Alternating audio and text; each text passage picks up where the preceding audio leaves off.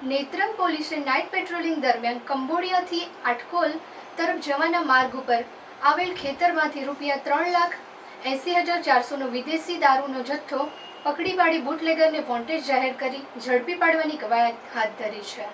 ઉચ્ચ પોલીસ અધિકારીઓ દ્વારા ભરૂચ જિલ્લામાં પ્રોહિબિશનની પ્રવૃત્તિ સદંતર રીતે સ્નેત નાબૂદ કરવા અનુસંધાને કોમ્બિંગ નાઇટનું આયોજન કરવામાં આવેલ, જેથી નેત્રંગના પોલીસ ઇન્સ્પેક્ટર આર.સી. વસાવાના માર્ગદર્શન હેઠળ નેત્રંગ પોલીસ સ્ટેશનનો સ્ટાફ પેટ્રોલિંગમાં હતો.